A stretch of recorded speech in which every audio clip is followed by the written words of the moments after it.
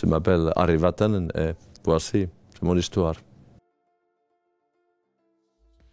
Son histoire, on aurait pu vous la raconter comme dans la plupart des portraits. Vatanen champion, un géant finlandais, presque sans surprise. Mais connaissez-vous Vatanen, l'homme, le père de famille? Nous avons eu une chance unique, passer quelques jours avec lui et son fils en totale intimité, dans le jardin de la famille Vatanen, la Laponie. Vous allez découvrir aujourd'hui un autre visage, entre nostalgie et moments de vie. Voici Ari Vatanen, comme vous ne l'avez peut-être jamais vu.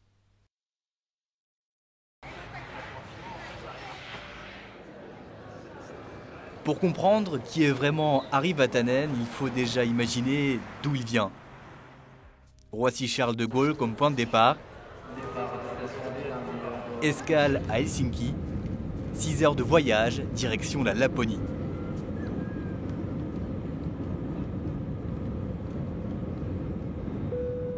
Pour le rejoindre, il nous a réservé une motoneige. Le rendez-vous est donné sur la rivière gelée de Rovaniemi.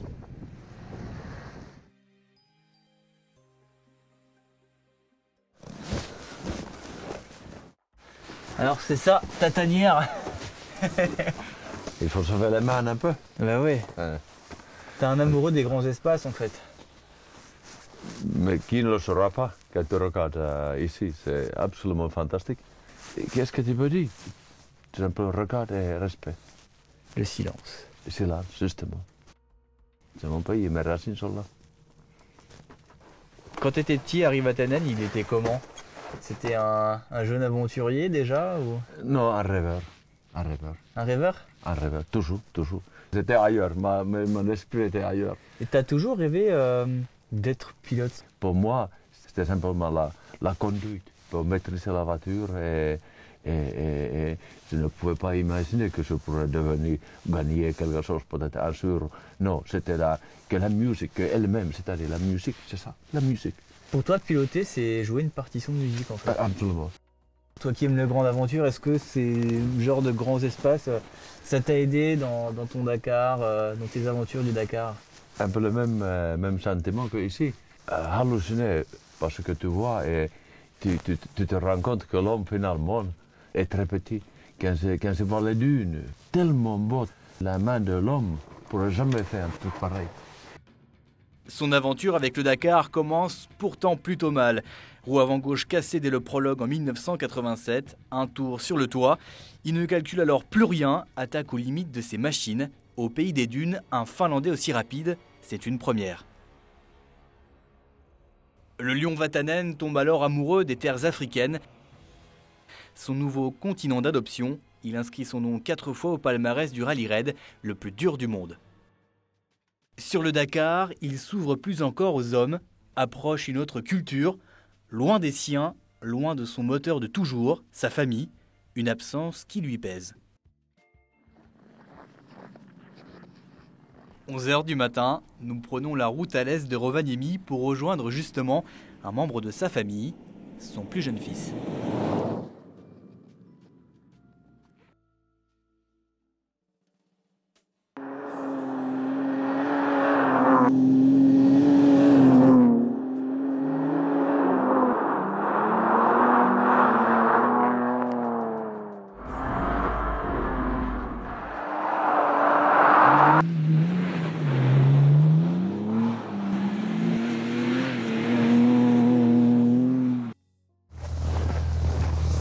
Alors, je te présente mon fils, Max.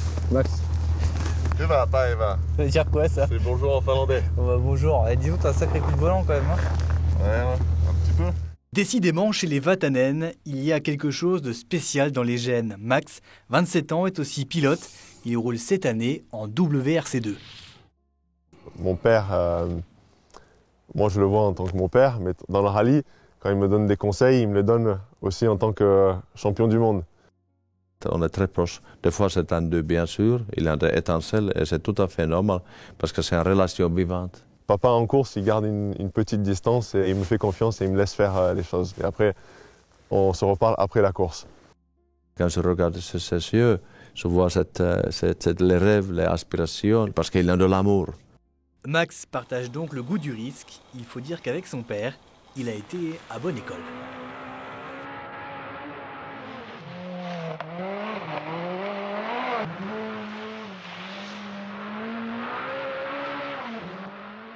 En 1988, Harry dompte la course de côte la plus folle du monde. 156 virages sur presque 20 km. Sa 405 de 550 chevaux entre dans la légende Pikes Peak.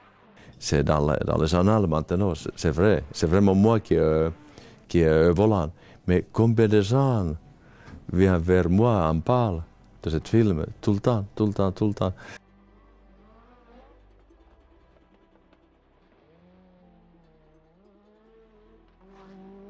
Si on ne fait pas les choses des fois peut-être un peu irraisonnables, les gens s'ennuient.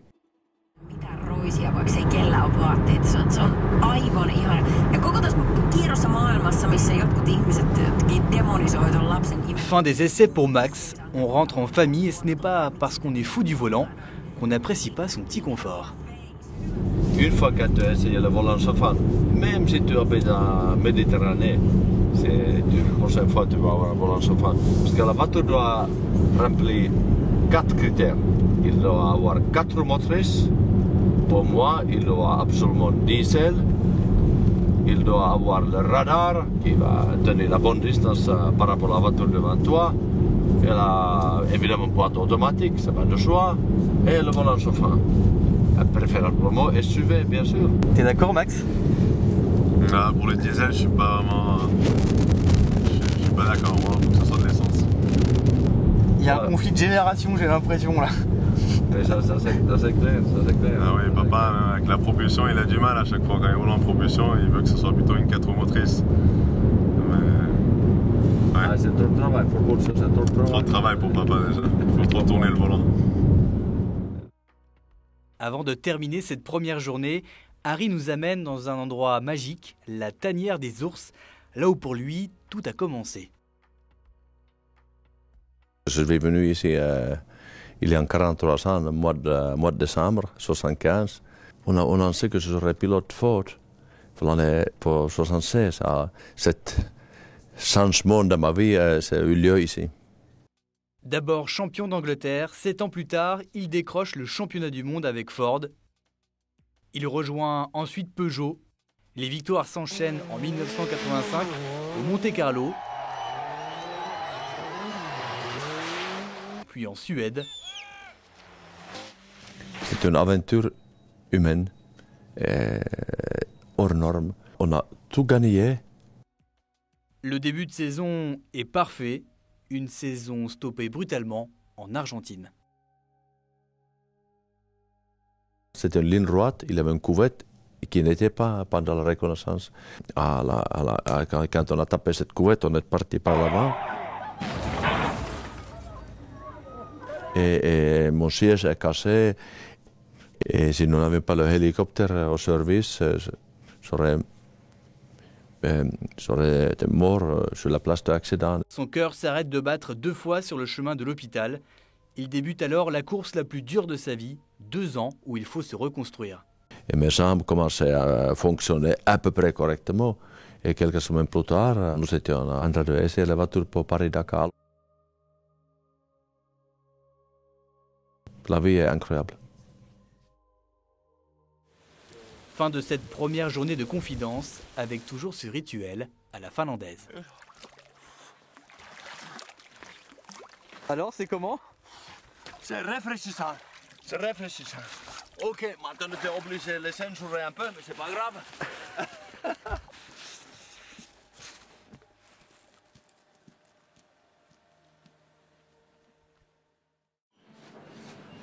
6 heures du matin, réveil de bonne heure pour le deuxième jour. On prend quelques nouvelles sportives. C'est populaire ici, ouais? Très populaire, très populaire. Oh, il a même un peu de faim, Raikkonen. On prend aussi des nouvelles d'Harry. On le sait maintenant, papa poule, naturel. Mais à 65 ans, Harry est-il encore ce pilote? Direction la frontière russe. Pour s'éclater dans sa deuxième vie, Ari Vatanen est ambassadeur pour MS Drive, une école de pilotage sur glace.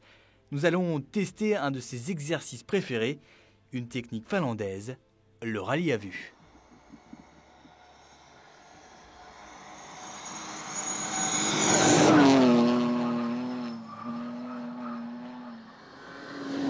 Pas de reconnaissance, 5 km de spécial au talent, dans un endroit que l'on a surnommé le lunaire. Vous comprendrez certainement pourquoi.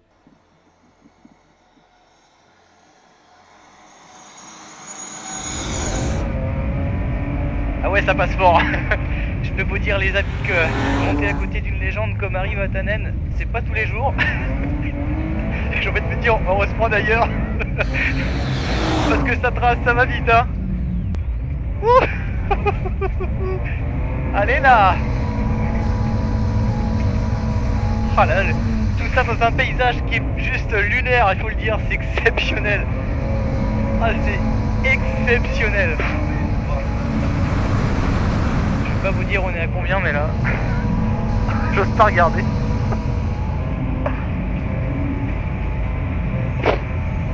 Quelle maîtrise. Voilà, notre aventure avec Ari Vatanen s'achève ici, avec le sentiment de vous avoir livré plus qu'un portrait intime, mais plutôt un esprit humble et sincère, l'esprit Vatanen.